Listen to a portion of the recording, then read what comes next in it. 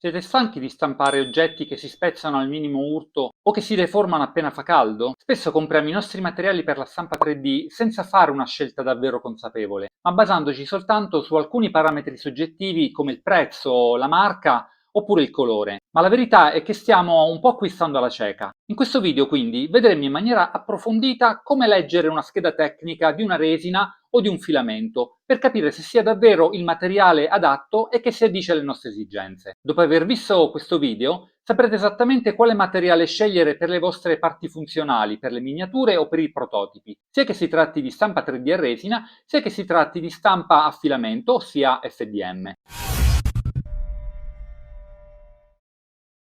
Ho preparato un elenco delle caratteristiche e delle proprietà di una resina o di un filamento che possiamo vedere qui sullo schermo. E ricordate che queste caratteristiche valgono sia per i materiali che stampiamo a resina, sia per quelli a filamento, quindi sono assolutamente trasversali da questo punto di vista e non dipendono dal tipo di stampa 3D che stiamo facendo. È importante però ricordare che mentre la resina crea un oggetto solido ed uniforme, un po' simile a un pezzo stampato ad iniezione, nella stampa FDM vengono creati degli oggetti fatti di strati sovrapposti. Le proprietà meccaniche riportate sulla scheda del produttore di filamento sono spesso misurate su provini di stampa fatti a regola d'arte, quindi nella realtà i pezzi saranno un po' più deboli lungo l'asse Z, quindi man mano che ci si alza. Nella realtà però i pezzi saranno un po' più deboli lungo l'asse Z, appunto per quanto riguarda la stampa FDM, quindi tra uno strato e l'altro, rispetto agli altri assi XY.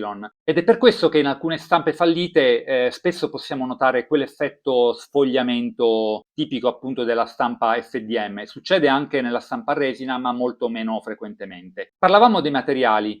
Eccoci quindi, io ho due materiali diversi, si tratta di due resine che vi prendo. Appunto questa, come potete vedere, è una classica resina LV, una standard 2.0, colore grigio, mentre quest'altra, la metto qui, mentre quest'altra è una ABS Like 3.0, anche questa di colore grigio. Vi lascio in descrizione comunque il link per acquistarle se vi interessa. La differenza di prezzo oggi è minima, un po' di tempo fa era maggiore, ma comunque per risparmiare potremmo pensare di propendere per quella che costa di meno, normalmente questa. Tanto potremmo pensare sono della stessa marca, sono entrambe grigie e almeno abbiamo risparmiato qualche euro. Ma in effetti non sono completamente uguali. Ora le lasciamo da parte, ma al termine del video, dopo aver visto le varie caratteristiche ed aver imparato anche un pochino a leggerle e a decifrarle, confronteremo le due schede tecniche appunto di queste due resine per capire se e quanto sono differenti. Detto questo, procediamo con la prima caratteristica. Max Force si riferisce alla forza massima che un materiale può sopportare prima di rompersi, misurata ovviamente in chilogrammi forza. In termini più semplici indica quanta potenza è necessaria per rompere un oggetto stampato con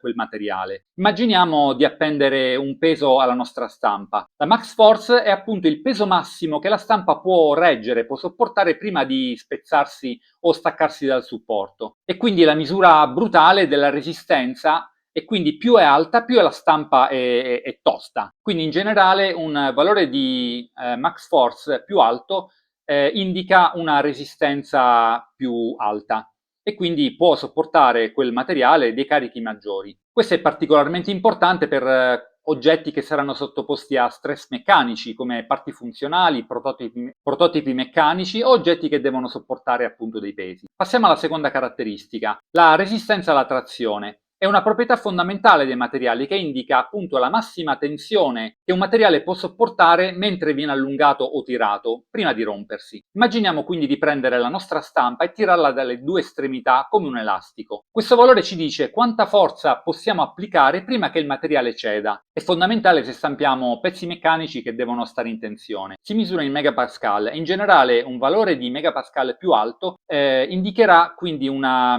resistenza alla trazione migliore. Quindi significa che il materiale è più resistente alla trazione e può sopportare carichi di trazione maggiore, ovviamente senza rompersi. Passiamo alla terza caratteristica, la deformazione al punto di forza massima. indica praticamente quanto un materiale si allunga o si deforma prima di rompersi. Indica quanto un materiale può allungarsi o deformarsi prima di rompersi, quando viene sottoposto a una forza di trazione. Questo concetto si può esprimere immaginando una liquirizia. Se noi la tiriamo, questa si allungherà finché poi a un certo punto si spezzerà. Ecco, il momento in cui si spezzerà, quello è il punto massimo di deformazione. Una resina invece con un basso valore di deformazione al punto di forza massima è come un biscotto secco. Appena applichiamo un po' di forza si romperà. Viene misurata in millimetri e rappresenta la quantità di allungamento che il materiale subisce proprio prima della sua rottura. Resine con valori alti generalmente sono più flessibili e meno fragili, ed ovviamente valori bassi indicano una maggiore rigidità e quindi una maggiore tendenza alla rottura. La quarta caratteristica è l'allungamento al punto di snervamento. Normalmente si indica con un valore percentuale e ci dice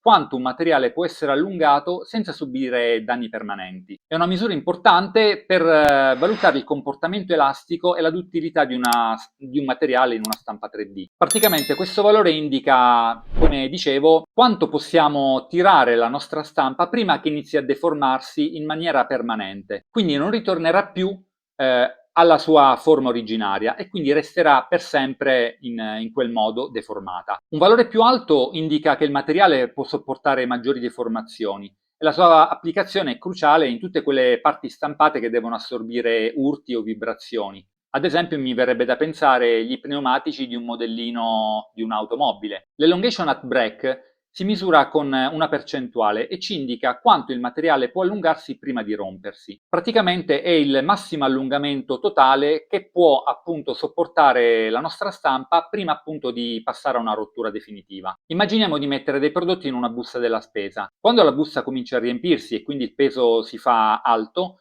la busta pian piano comincia ad allungarsi. Se aggiungiamo altri prodotti, la busta si allungherà ancora di più. Se continuiamo ad aggiungere altri prodotti, la busta si allungherà fino ad un certo punto e poi si romperà. Ecco appunto, l'elongation at break in percentuale misura proprio quanto la busta si è allungata complessivamente rispetto alla sua lunghezza iniziale un istante prima di rompersi. Un valore elevato anche qui indicherà che il materiale è molto duttile e quindi molto elastico, mentre un valore basso indicherà che il materiale è piuttosto rigido. Continuiamo con la sesta caratteristica, il flexural strange. Indica la capacità di resistere alla piegatura. Se abbiamo un componente che deve essere piegato, questo numero ci dice quanta forza serve per portarlo alla rottura. Ad esempio, immaginiamo di piegare con forza un righello di plastica appunto finché non si spezza a metà. È diverso dalla trazione, perché qui la parte interna del pezzo viene compressa, mentre in quell'altra viene tirata. Un valore elevato indicherà che il materiale è molto resistente alla flessione senza rompersi, mentre al contrario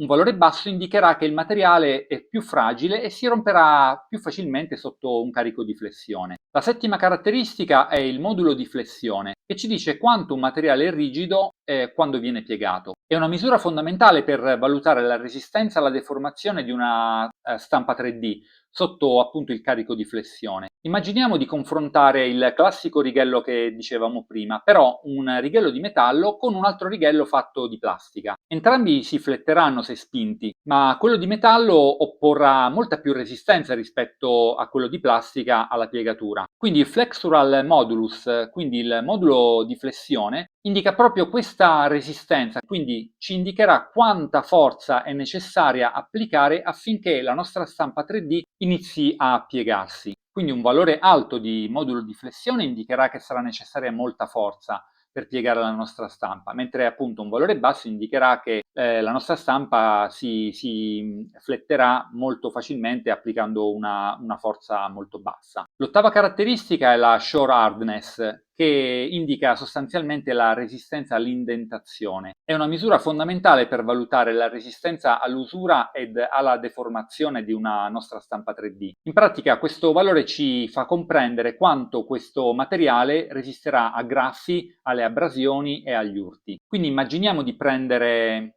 un cacciavite e di premere con la punta appunto di questo cacciavite la nostra stampa 3D. Appunto il valore shore hardness indica quanta forza è necessario, quanto è difficile scalfire la nostra stampa 3D. Quindi un valore elevato indicherà che la nostra stampa 3D è molto resistente a questo genere di urti, appunto a graffi, eccetera, mentre un valore molto basso indicherà che la nostra stampa 3D è appunto molto molto morbida e si deforma, quindi si potrà graffiare e rovinare facilmente appena subirà un piccolo graffio, magari un piccolo urto. La nona caratteristica è l'impact strength, indica appunto la capacità della nostra stampa di assorbire degli urti, quindi in italiano resistenza proprio all'impatto. Sostanzialmente facciamo il classico test della caduta dal tavolo, quindi immaginiamo, per capire meglio, di avere due oggetti, un bicchiere di vetro e un casco da moto. Se li buttiamo dal tavolo il bicchiere di vetro si romperà in 1000 pezzi, mentre il casco da moto assorbirà l'urto quasi perfettamente. Appunto la resistenza all'impatto indica questa caratteristica e quindi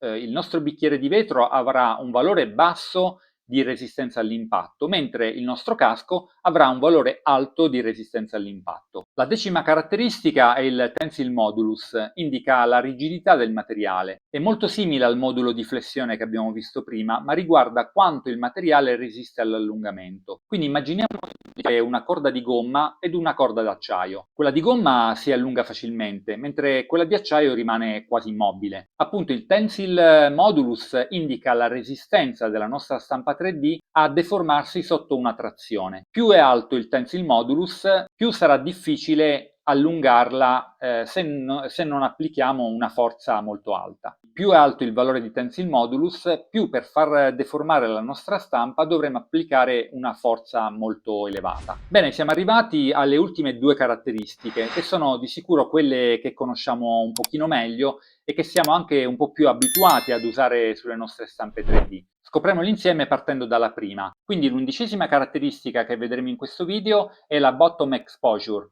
ovvero l'esposizione del fondo. In sintesi è uno dei parametri critici delle nostre stampe 3D, soprattutto in quelle in resina, che determina l'adesione e la stabilità della base della stampa. È un valore che si esprime in secondi e corrisponde al tempo di incollaggio dei primi strati che devono ancorarsi appunto al piatto di stampa. Quindi se l'esposizione è troppo breve, la stampa potrebbe non aderire al piatto di stampa ma restare sul FEP, oppure magari generare quelle sogliole gelatinose, quelle ostie gelatinose di cui parlo in qualche altro video. Se invece l'esposizione è troppo lunga, la base della stampa potrebbe diventare eccessivamente larga e deformata. Ovviamente questo è un parametro molto importante che influisce sulla forza e sulla stabilità della base della stampa. Una base forte ovviamente è essenziale per supportare tutto il resto della stampa durante appunto tutto il processo di stampa. Questi valori però possono dipendere anche da fattori esterni, per cui facciamo attenzione perché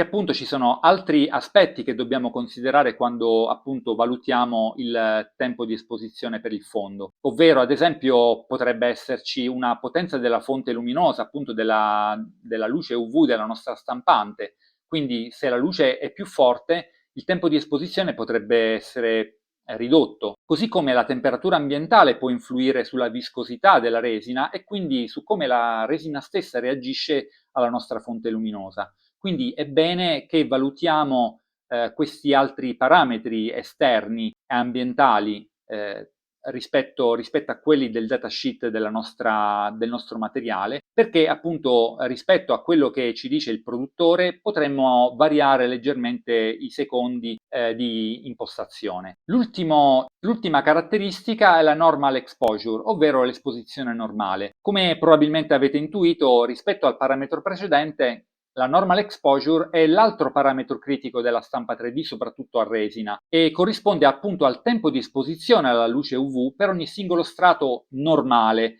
ovvero tutti gli altri strati che non riguardano la base. Se il valore della normal exposure è troppo basso, rischiamo che il pezzo sia troppo debole e quindi magari potrebbe non sostenere tutto il resto della stampa, oppure il dettaglio potrebbe scomparire. Mentre se è troppo alto, la luce potrebbe sbordare e quindi il dettaglio perdersi anche qui perché appunto acquisisce troppo materiale e quindi si perderebbero i dettagli più piccoli, più piccolini appunto. Inoltre questo parametro determina in maniera anche piuttosto importante il tempo della nostra stampa, perché anche una differenza di un solo secondo di questo parametro, ma moltiplicato per migliaia di layer della nostra stampa, può significare attese di decine di minuti in più, se non addirittura di ore. Ovviamente anche qui il discorso dei fattori esterni può influire sul tempo di esposizione e quindi anche qui dobbiamo stare attenti e fare qualche piccolo settaggio e calibrazione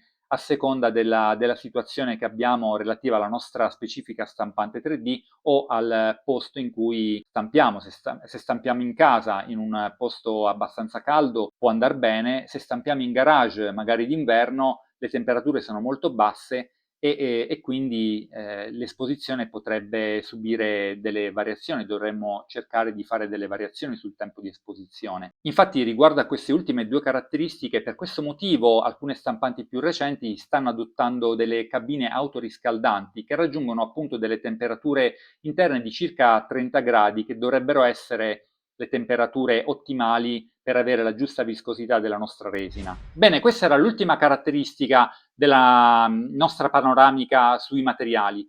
Ma prima di andare alle conclusioni, vorrei fare insieme a voi una review delle caratteristiche dei datasheet di queste due resine per verificare se effettivamente, poi alla luce di quello che abbiamo visto in questo video, effettivamente queste due resine sono simili oppure possiamo dedurre che una delle due è migliore dell'altra. Quindi andiamo sul sito Elegoo e verifichiamo. Ecco, qui abbiamo la standard resin V2.0 a sinistra, a destra l'ABS-Like. Come possiamo vedere, una costa 16,99, l'altra 18,99, quindi si differenziano solo di 2 euro. Ma vediamo se a livello di specifiche sono simili oppure no. A livello di maximum force 136 contro 160, l'ABS-Like quindi è superiore. Per quanto riguarda tensile strength 33 a 40, anche qui ABS è migliore. Per quanto riguarda deformation at maximum force, l'ABS-Like è addirittura 15 contro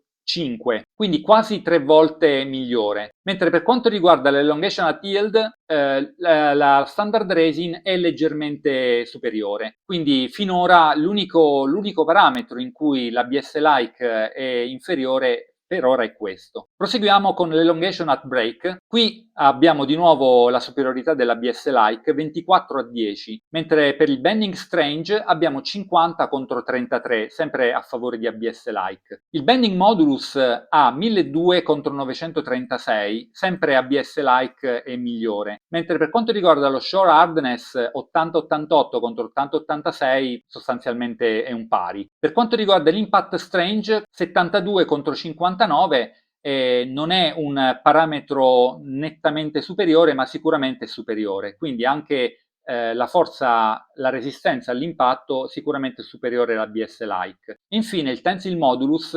480 rispetto a 409 è sempre a favore dell'ABS-Like. Ovviamente questo era un esempio per farvi intuire, per farvi capire la differenza che ci può essere tra i vari materiali. Ovviamente la standard resin, lo dice Elegoo stessa, è ideale per i beginners e per un uso quotidiano, quindi è un entry level, è una resina entry level, mentre l'ABS-Like ha comunque una resistenza eccezionale e dà come risultato delle stampe di alta qualità. Quindi sono due resine nettamente differenti, ma come abbiamo visto, appunto, l'ABS-Like è nettamente superiore rispetto alla standard resin, torniamo su, e ad un prezzo di poco superiore. Quindi per la prossima vostra stampa, per il prossimo vostro acquisto di resine, probabilmente già sapete quale delle due dovrete comprare, ad una differenza di prezzo veramente irrisoria. Io vi lascio comunque in descrizione il link a entrambe se siete interessati comunque ad acquistarle.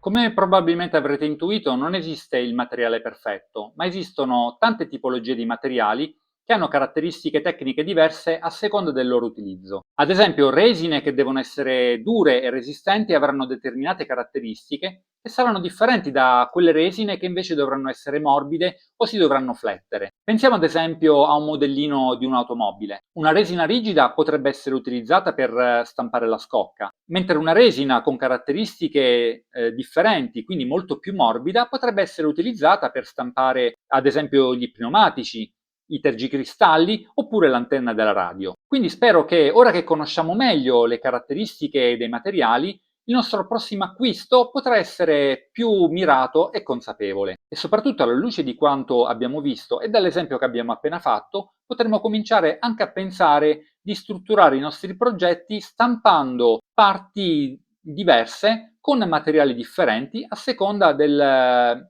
loro utilizzo all'interno del contesto del progetto stesso. E voi quale materiale utilizzate per le vostre stampe a resina o FDM? E perché utilizzate proprio quello? Avete mai sperimentato materiali differenti rispetto a quelli che normalmente utilizzate per le vostre stampe, magari scegliendoli tenendo in mente dei parametri che non fossero soltanto il prezzo o magari il colore? Raccontate la vostra esperienza nei commenti perché è fondamentale condividere queste informazioni con altri utenti in modo da sviluppare una consapevolezza anche di gruppo che poi potrà essere utile un po' a tutti quanti. Quindi raccontate anche solo brevemente il tipo di resina o filamento che utilizzate per le vostre stampe, come vi siete trovati e magari anche cosa stampate di solito. Poi i link alle mie resine preferite, se vi interessa sapere quali sono, lo trovate in descrizione. E poi se volete approfondire ulteriormente il discorso sulle resine, allora non perdetevi questo altro video che trovate in sovrimpressione. Insomma, se questo video vi ha aiutato almeno un po' a fare chiarezza sulle